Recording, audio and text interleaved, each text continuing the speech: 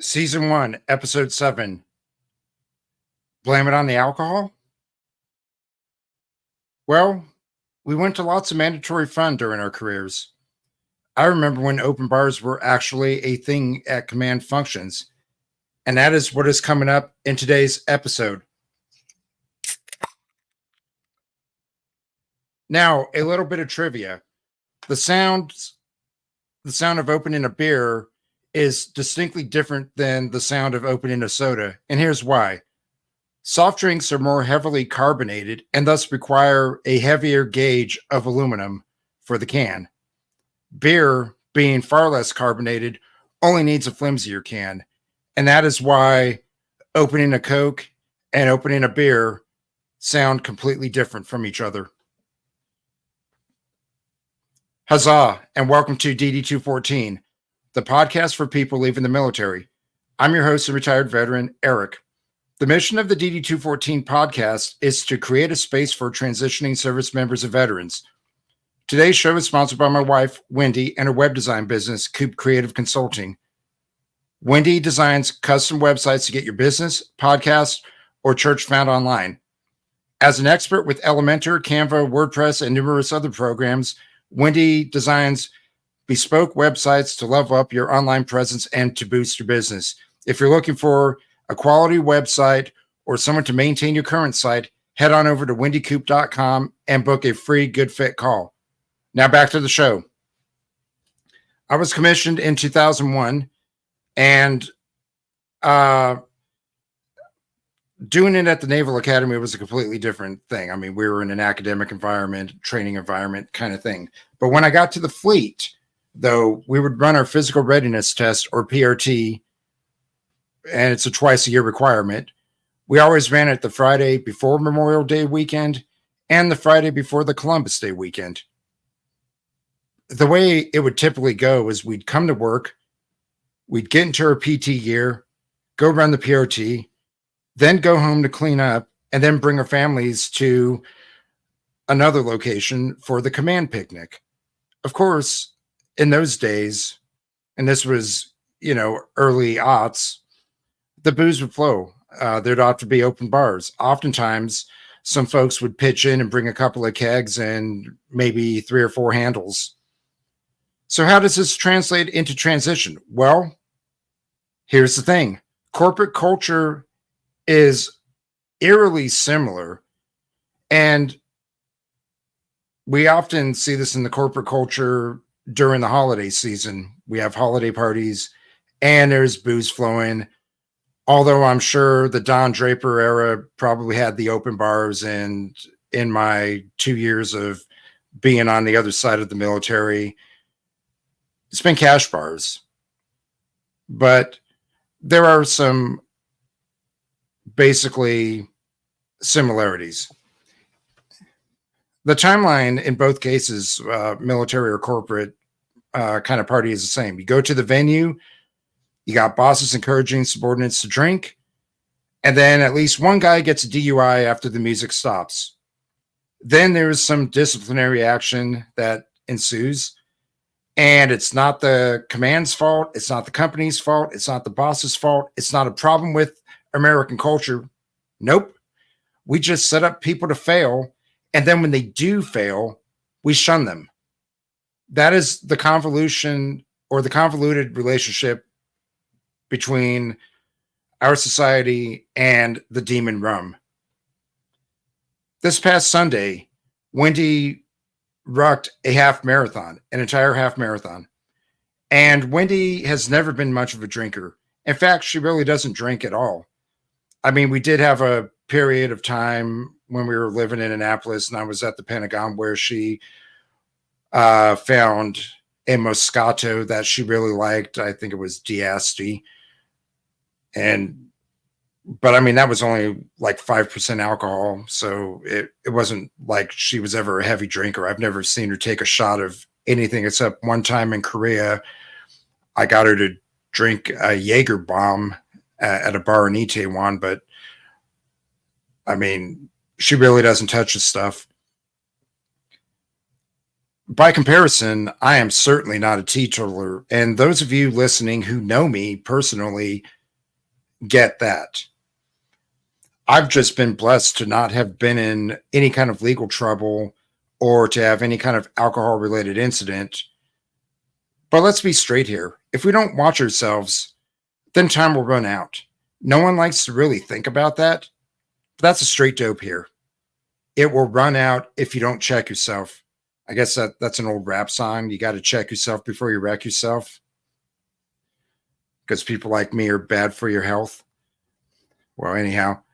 So at this halfer that Wendy rucked the other day, and this is her account, she was aggressively offered on multiple occasions shots of Fireball whiskey, cans of beer, glasses of wine, and such.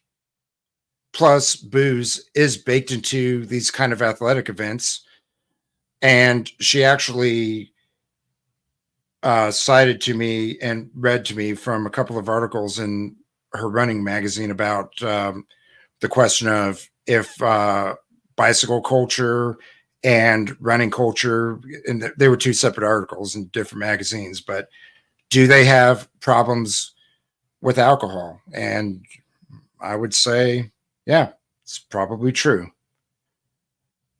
In the bicycle article, it was like, oh, you tip your bicycle mechanic at the bike shop with a 6-pack or a case, or, and I know I ran in 2014, so almost 10 years ago, I ran both Boston and Marine Corps, and I completed the whole 26.2 miles in both cases.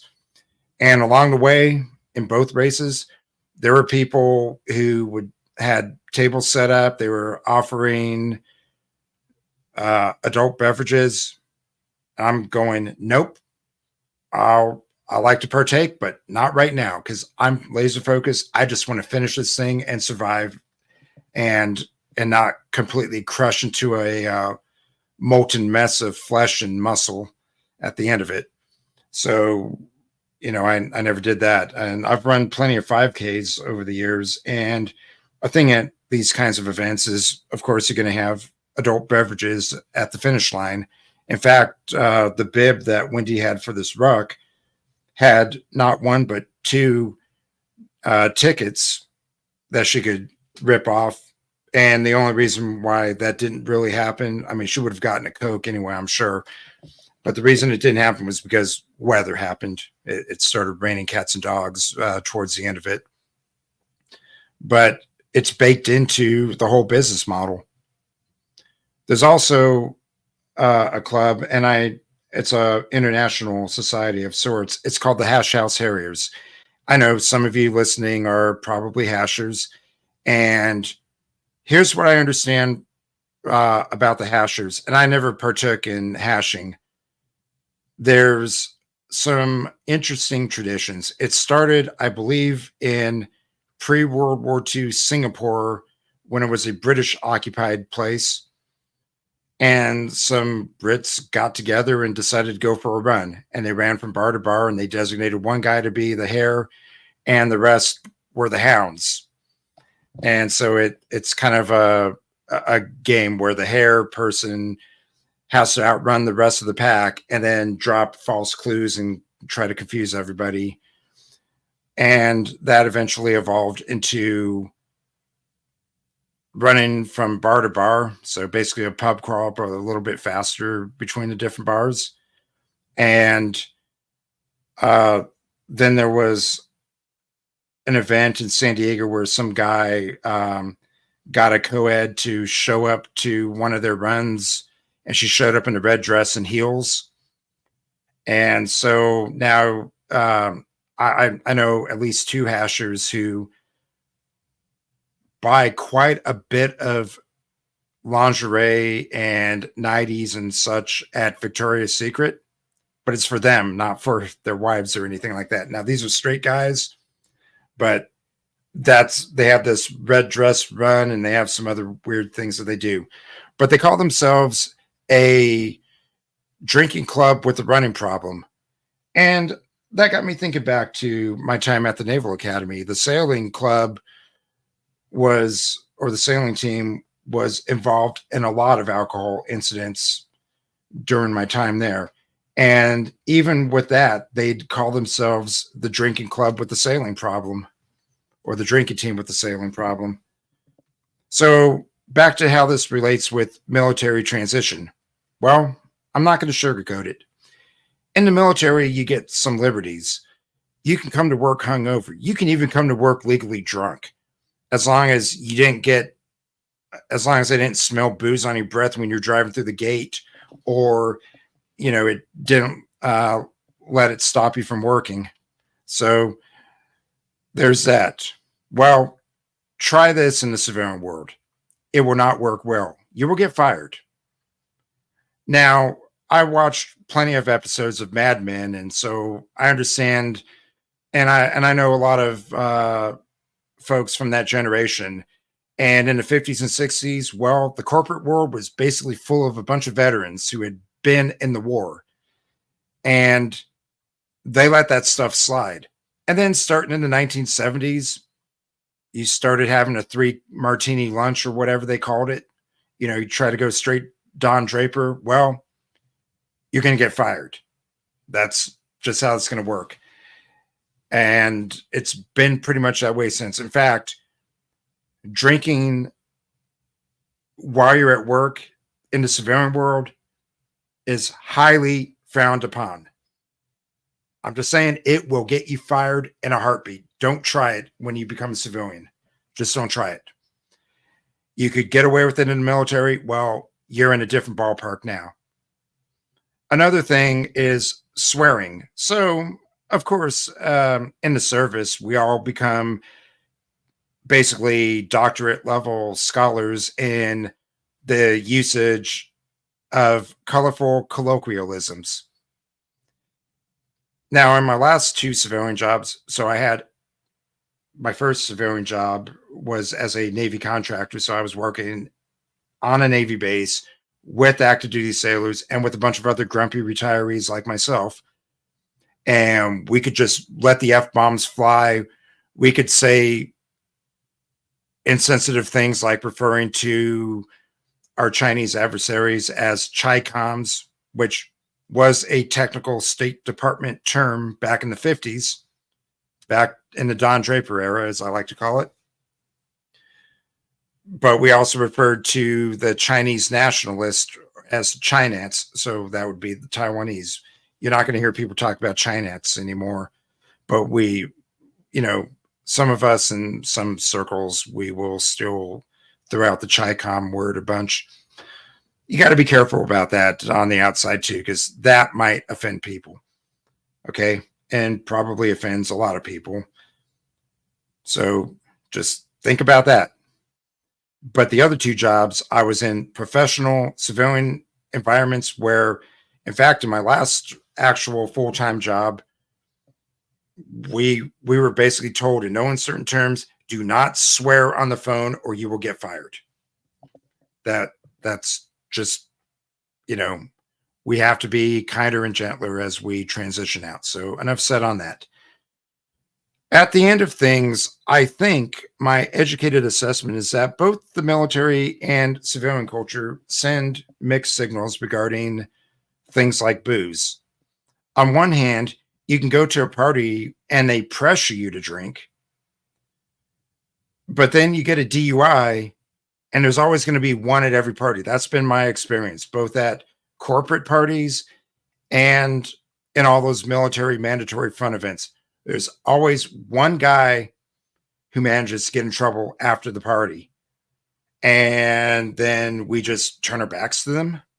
Like that scene at the end of Goodfellas when Ray Liotta basically has to come clean about his drug dealing side hustle. And then he gets shunned. He's out. You're done. So that's a consideration about it. It's a rough world. Unfortunately, that's just the way it is. And I don't know how to change it, honestly. What I can suggest, and I certainly did with my retirement party, and I use this as an example, I just didn't have it there. I mean, I had it at the Naval Academy O Club. Anybody who's ever been at the Naval Academy O Club knows that the bar is in the basement, and I had my reception a floor up. I just didn't provide booze. I had coffee, I had sodas, and I had tea and water. That's what I had for beverages. Also, made that retirement ceremony significantly cheaper than had I tried to impress everybody and have an open bar. Plus, nobody got in trouble when they left my party. Now, my friends, they could go downstairs and they could go grab all the beers that they wanted. And in fact, one of my friends even bought me a beer and then brought it back up to me. And that was literally the only thing I had at that party. And that's where I go into another thing. If I was going to organize a sports event, such as a 5K or a bicycle race or anything like that, I just wouldn't provide it. Not because I'm a snob, and certainly not because I'm a teetotaler, because I'm certainly not a teetotaler. Everybody who knows me, like I said earlier, knows that about me. I just would not do that. And I look at it as a separation of church and state. A good high school friend of mine works at what I like to refer to as a tribal gaming establishment, i.e. known as an Indian casino. I like to call it a tribal gaming establishment, though, because it's run by tribal elders. But my friend does not gamble at all. He doesn't drink at all, but he's a pit boss. And I said, well, you don't ever feel tempted? He goes, nope, I just separate church and state. And that's kind of how I looked at it, organizing my retirement ceremony. That's how I would look at it if anybody ever gave me a chance. I would be the driest sporting event organizer. I could organize one 5K and nobody would ever come back because it'd be that boring. So that's just how it goes. Now, remember, as you transition out of uniform, and I know plenty of vets who never touch the stuff. So, for religious or other reasons, they don't. I never ask them. I don't really care. It's not my concern as to what they choose to put in their bodies. In fact, they're doing a better job than guys like me. I mean, I'll give them that. But I'll throw one last anecdotal caveat into here. And that was the other week when I went to the annual Podfest convention. I ran into a guy I consider to be a great friend. He's actually Wendy's friend, but I've become a friend of his. And he's a very famous podcaster. I won't divulge his name. But I was sitting at the bar, and he showed up at the bar, and we exchanged pleasantries, and I offered to buy him a drink. You know what I bought him? I bought him a ginger ale. That's what he wanted. And I didn't ask a question. I didn't try to pressure or be a jerk or anything like that. Just said, hey, what would you like? He could have asked for water. I would have gotten him a water. So that's completely fine. And as a transitioning service member, you might have gotten into some of those habits where we're all kind of like this peer pressure mindset. I've been on the receiving end of that. And regrettably, in my younger years, I was on the giving end of that, trying to pressure people to get themselves silly. So, yeah, that's pretty much all I got to say about that. So thank you for tuning into this episode, and be sure to follow the show on my website, the DD214podcast.com, which Wendy is going to upload the latest episodes here today. That's one of her goals. And then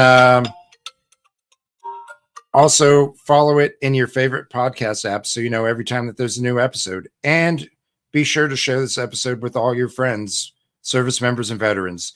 Again, my name is Eric, and this is the DD214 podcast. Until next time, huzzah, Godspeed in open waters. Bye, shipmates.